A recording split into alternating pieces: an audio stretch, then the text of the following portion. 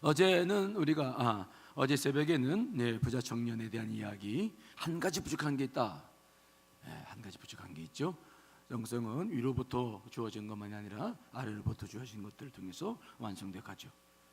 자, 오늘은 이 말씀을 좀 새로운 관점으로, 우리가 잘 알고 있습니다. 섬겨야 된다, 부와 영광 버려야 된다, 다 알고 있는 내용이에요. 그런데 그런 관점으로 이 말씀을 보다 보면은 영적인 여러 가지 문제들이 해결이 안 됩니다. 새로운 관점으로 이 말씀을 좀 볼 필요가 있죠. 자, 여러분, 우리가 건강을 지키는 비결, 건강을 지켜야 되는데 우리가 건강을 지키려면은 많이 먹어야 됩니까? 조금 먹어야 됩니까? 그래요? 어제 어떤 집사님 가정 신방해 봤더니 그분은 키가 1m 70이 넘는데 몸무게가 50kg밖에 안 나가. 근데 75세인데도 허리가 구부정한 게 없어요. 딱 그냥 이렇게. 근데 우리 교인 중에 어떤 분은요, 건강하게 사시는데 그분은 많이 먹어. 그분은 굉장히 많이 먹어요. 그래서 제가 신방을 다니면서 저도 늘 이거 많이 먹어야 되는 거야. 저도 금식을 늘 하니까 조금 먹어야 되는 거야. 근데 제가 요즘 내리는 결론은 뭐냐면, 많이 먹고 조금 먹고 중요한 게 아니라 얼마나 움직이느냐가 더 중요하다 생각이 들어요. 많이 먹으면 많이 먹은 만큼 운동하고 이게 에너지를 소비하면 될 거 아니겠습니까? 그렇죠? 근데 문제는 뭐냐면, 많이 먹는데 에너지 소비가 안 되니까 이 잉여 음식물 때문에 독소가 생겨서 문제가 생기는 거예요. 그러니까 조금 먹으라. 조금 먹으라는 것은 무조건 조금 먹기 때문에 조금 먹어야 건강한다, 그게 아니라 우리가 활동량에 따라서 음식 영양 공급이 조절돼야 된다는 것을 의미하는 겁니다. 이해되시죠? 제가 지금 나쁜 말 하는 거 아니죠? 우리 여기 의사 선생님 계신데 죄송합니다, 장로님. 근데 제가 하여튼 그런 거 그것을 요즘 생각을 해요. 많이 먹고 조금 먹는 게 중요한 게 아니라 내가 얼마나 에너지를 소비하고 있느냐, 그게 중요한 것이죠. 에너지를 많이 소비할 사람들이 너무 조금 먹으면 어떻게 일을 하겠어요? 그러니까 이제 그런 원리가 좀 중요하지 않느냐 생각을 해요. 영적으로도 이게 통해요. 우리가 영적으로 신앙생활 하면서 가장 문제되는 것은, 저는 요즘 그런 걸 봐요. 교인들이, 저도 말씀을 전하느라고 막 최선을 다하는데 은혜는 많이 받아. 은혜는 많이 받는데 이 은혜를 쓰질 않아요. 그러니까 은혜 받는 일에만 애를 쓰지 이걸 실천하고 섬기는 일에는 별 움직이질 않아. 그러다 보니까 영적으로 은혜를 많이 받는 것이 과연 유익하냐, 신앙생활에. 정말 교회가 건강해지고 이 사회를 우리가 크리스찬의 하나님 나라를 이루어나가는데 유익하냐, 은혜만을 추구하는 사람들이 정말 그게 올바른 것이냐, 이건 좀 고민할 부분이 많이 있어요. 은혜 받으러는 쫓아다니는데 섬기고 봉사하는 데는 사람들이 없어요. 우리가 하나님의 나라를 이루어나가야 될 사명이 있는 사람들인데, 제자들인데, 그런 문제는 우리도 고민을 좀 해봐야 돼요. 예수님께서 이 땅에 오셔서 우리를 구원하신 것이 그 정말 아름다우신 말씀, 은혜스러운 또 능력 있는 기적, 여러분, 이것으로 우리를 구원했습니까? 아니면 십자가에 자기 몸을 들여 구원하셨습니까? 질문이 어렵죠? 물론 그것도 다 필요하세요. 하지만 근본적으로 그분이 우리를 구원하신 것은 몸을 내어드린 거예요. 우리를 위해 내어주신 거예요. 그래서 우리가 구원받은 줄 믿습니다. 제가 그래서 강조하는 게 있는데, 몸을 드려야 된다. 근데 몸을 드리는 일은 잘 안 해요. 그리고 자꾸 쌓으려고만 해, 먹으려고만 해. 그러니까 이게 영적인 문제가 생겨요. 조화와 균형이 깨지는 거죠. 오늘도 이 말씀을 그런 관점으로 보지 않고 그저 세상적인 욕망이나 내려놓아라, 그냥 알고 있는 상식적인 이야기로 이 말씀을 풀어내면 깊은 은혜를 못 받아요. 아마 알고 있는 내용이니까. 그런데 오늘 그런 관점으로 이 말씀을 좀 볼 필요가 있어요. 자, 오늘 본문 배경 32절, 34절까지 한번 읽어볼까요? 시작. 예루살렘으로 올라가는 길에 예수께서 그들 앞에 서서 가시는데 그들이 놀라고 따르는 자들은 두려워하더라. 이에 다시 12 제자를 내리시고 자기가 당한 일을 말씀하여 이르시되 보라, 우리가 예루살렘에 올라가시니 인자가 대제사장들과 서기관들에게 넘기지매 그들이 죽이기로 결의하고 이방인들에게 넘겨주겠고 그들은 능욕하며 침뱉으며 채찍질하고 죽일 것이나 그는 3일 만에 살아나야 하리라. 예수님께서는 이제 예루살렘에 올라가시면 어떤 일이 벌어질 것인가를 잘 알고 계세요. 아시고 그 길을 가는 거예요. 모르고 가는 길이 아닙니다. 이게 굉장히 달라요. 알고 가는 사람하고 모르고 가는 사람하고 달라요. 모르면 몰라서 우리가 할 수 있는데 알면서 한다는 건 대단한 일이죠. 예수님께서는 이미 다 알고 계세요. 그래서 본인은 이미 딱 그 길을 가는데 문제는 제자들이죠. 제자들에게도 자신과 같은 결단과 각오가 필요했어요. 그래서 이제 이러한 것을 가지고 이제 말씀을 하시면서 지금 예루살렘 십자가를 지러 올라가시는 것이죠. 그런데 제자들이 엉뚱하게 요구하는 게 있는 거예요. 자, 오늘 35절 말씀 35절 읽어보겠습니다. 시작.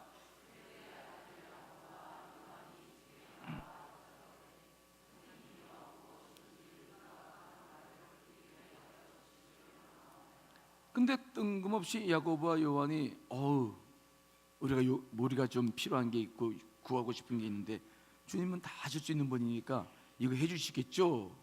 물어보는 거죠. 주님께서 무엇이냐? 자, 36절 37절 읽어보겠습니다. 시작.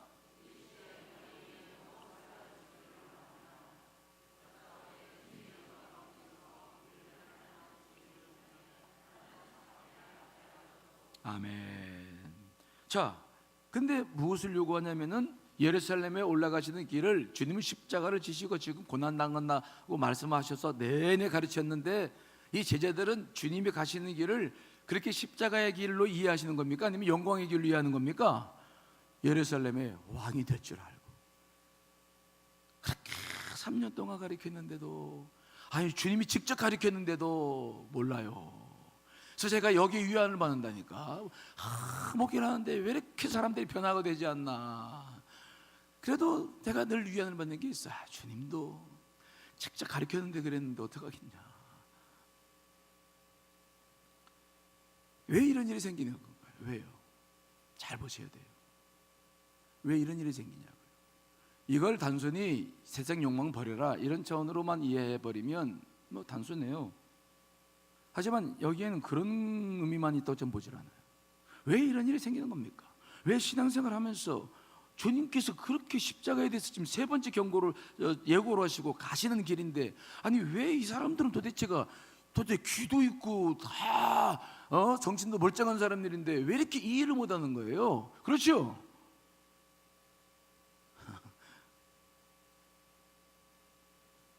이분들은 3년 동안 무엇을 봤느냐? 물론 간간히 전도대 실세 뵙고 왔지만 계속 받기만 했어요. 보기만 했어요. 얻기만 했어요.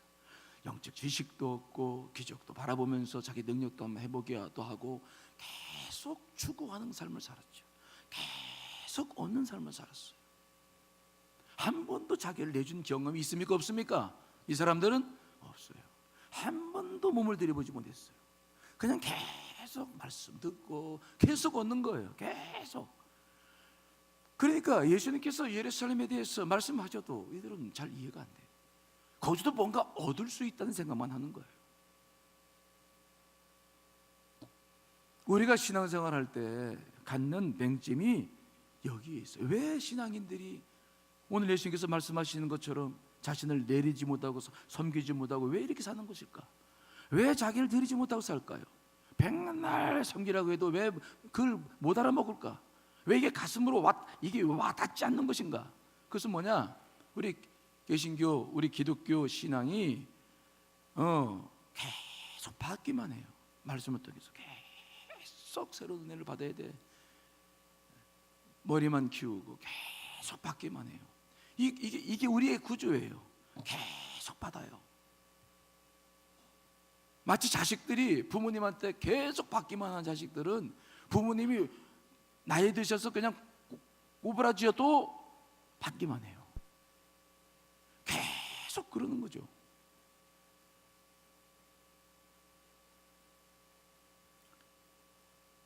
이해를 못해요.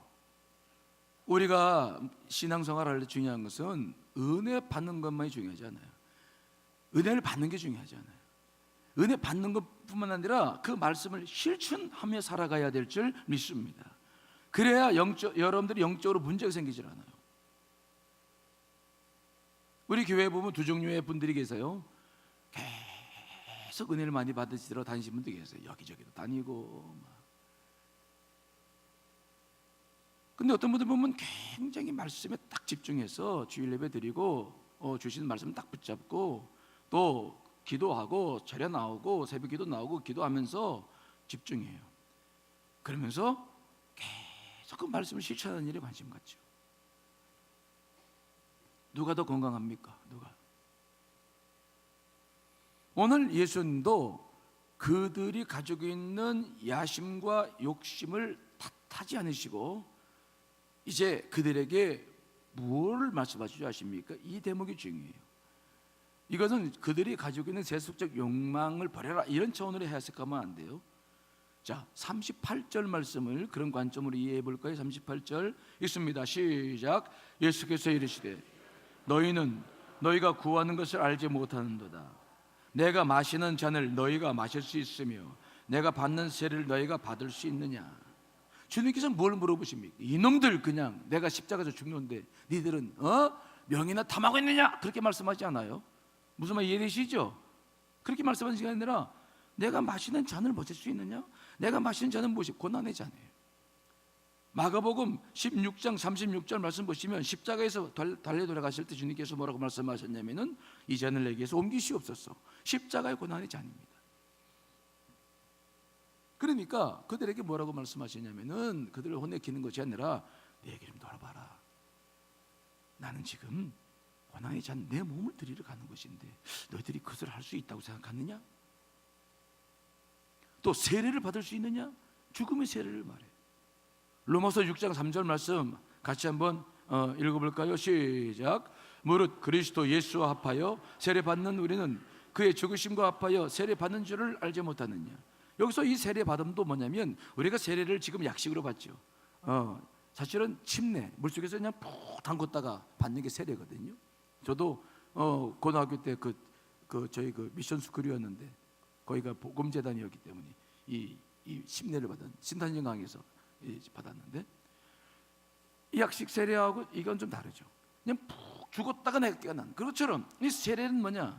정말 네가 고통 속에서 정말 그렇게 주님께서 3일 동안 죽으셨다가 부활하셨잖아요. 그러니까 그 고통이라고 하는 것 속에 정말 네가 깊이 들어갈 수 있겠느냐? 그거 물어보시는 거예요. 아직 때가 안 되셨거든요. 안 됐다는 것을 주님께서 알고 계시는 거예요. 그래서 책망하지 않으세요. 뭐 세상 영광 막 분통 터뜨리고 뭐 제시든 그랬지만 주님은 그렇게 이 말씀을 이해하지 않아요. 그러면서 그것을 위해서 앞으로 너희가 그렇게 살게 될 텐데 그렇게 살 수 있기 위해서 해야 할 일이 있다. 먼저 어떤 일이 해야 되느냐? 자, 여러분 44절로 45절의 말씀 읽어봅니다. 시작.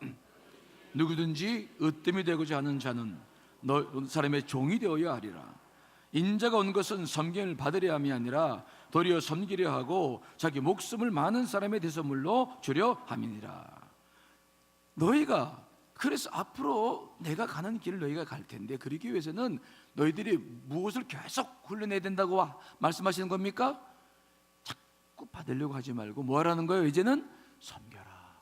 내가 3년 동안 너희와 함께 베풀었던 모든 것들이 있다. 이제 그걸 가지고 꼭 배워서 그냥 쌓으려고만 하지 말고 이제는 몸을 들여서 뭐 하라는 겁니까? 섬겨라. 아주 낮은 자세에서 섬겨라. 딱 으뜸이 되고자 하는 자는 이제는 섬겨야 된다. 이거 영적인 깨달음과 지적 이 능력만 가지고는 이 십자가의 은혜는 이거 다 헤아리지도 못하고 하나님 나라를 세울 수도 없고 사명 감당하지 못한다. 이제는 제일 밑바닥에서 종처럼 섬겨라. 몸을 들여 섬겨라. 그러면 내가 하는 모든 것들을 깨닫게 되고 나처럼 이 길을 정말 가게 될 것이다. 여러분, 이 말씀을 이해하시겠습니까? 우리가 신앙생활을 할 때에 이 부분을 놓치는 것이 많아요. 근데 중요한 것은 뭐냐? 몸으로 섬기는 분들은 전부 몸으로만 섬겨. 은혜 받는 일은 또 잘 안 해. 조화와 균형을 이루지 못해.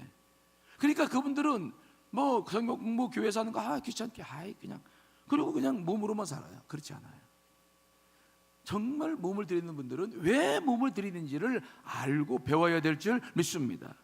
또 은혜를 많이 받으신 분들은 이 은혜가 자기 안에서 독소가 되지 않아야 돼. 왜? 은혜를 많이 받은 분들 이것들이 판단의 기준이 돼가지고 제가 염려하는 게 있어요. 저희 교회 설교를 듣는 분들은 다른 교회 설교 잘 못 듣는다고 교인들이 그러시는데 문제는 뭡니까? 제가 그래서 이걸 참 이거 어떻게 되나? 설교를 자꾸 좋은 설교 하려고 애를 쓰는데 문제는 뭐냐면 이게 다른 설교를 무시하고 판단하는 기준이 된다. 이게 고민이에요. 이거는 영적으로 좋은 게 아니거든요. 그러면 이것도 이게 좋은 게 아니거든요. 그렇지만은 또 제 욕심은 또 있고, 만일 우리가 계속 은혜 받는 것만 관심 갖는다면은 정말 이 땅에 누가 나가서 전도하고 봉사하고 섬기고 우리가 이 땅을에서 빛과 소금의 역할을 감당하겠습니까? 이해되시나요? 저는 그래서 그런 생각을 해요. 은혜 받았으면, 많이 먹었으면 뭘 해야 돼요? 움직이셔야 돼요. 이거 비만 생겨, 영적 비만, 영적 탐식이에요. 영적 탐욕이 생기는 거예요. 이것이 신앙의 본질이 아니에요. 은혜 받는 것은 그만큼 우리가 섬기고 세상을 변화시키기 위해서 은혜 받는 줄 믿습니다. 제자들을 훈련시키는 이유는 그래서 훈련만 시켜가지고 아니에요. 예수님께서 이 땅에 오셔서 우리를 구원시킨 것은 십자가 지시고 몸을 들여서 우리를 구원하셨다. 그러므로 우리가 해야 할 일은 뭐냐? 절대적으로 은혜 받는 것만 아닙니다. 머리 키우는 것만 가지고 되질 않아요. 우리는 정말 주의 음성을 가지고 말씀을 가지고 섬기는 사람이 되어야 된다. 이것을 우리가 정말 명심해야 됩니다. 예수님께서도 자신이 왜 오셨는지를 오늘 분명히 말씀하시는데 맨 마지막 절 45절 자, 한번 읽어볼까요? 시작.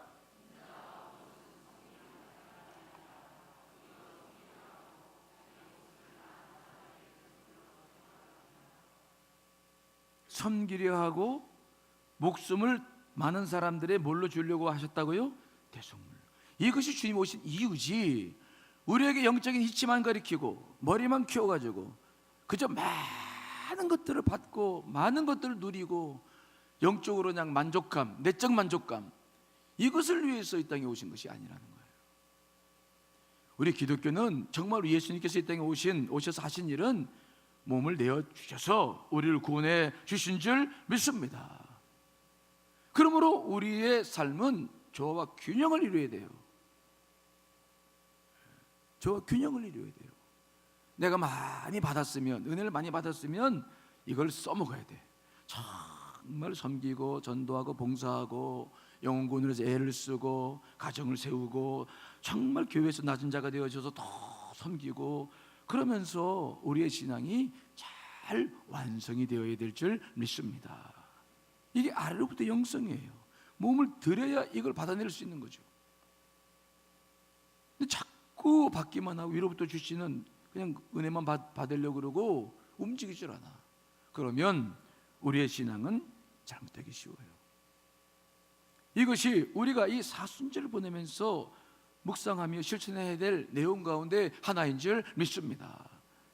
다음 주에 이제 우리 고난주간인데 다음 주에 교회에서는 이제 금식을 선포를 하고 교우들이 이제 금식을 하는 게 쉽지 않아서 이제 밖에다가 이제 금식할 때 먹는 차도 좀 놓고 여기 대꾸도 좀 새롭게 하고 그래서 성전에 와가지고 좀 금식하실 분들 기도도 좀 하고 같이 이렇게 조금 그렇게 좀 하려고 그러는데, 그런 것들도 우리가 몸을 자꾸 들여서 실천해 봐야 돼요. 그래? 여기 뭐가 있을까? 또 해보고, 또 섬김의 자리에도 자꾸 내 자신의 몸을 들여서 직접 섬겨보고, 몸을 들여 섬겨보고, 그러면서 내가 받은 은혜가 실천되어져 가는 것을 보면서 또 부족한 부분들을 바꿔나가고, 우리의 삶이 정말 위로부터 주시는 그 은혜를 받는 것과 내가 섬기는 것들을 통해서 잘 조화 균형을 이루어가야 될 줄 믿습니다. 건강한 것이요, 건강한 거예요. 여러분, 오늘 제자들처럼 자꾸 받기만 하면 안 됩니다. 여러분들 안에 정말 이제는 몸을 들이고 움직이고 섬기는 그 은혜가 무엇인지 경험하시는 여러분 되시기를 간절히 축원합니다.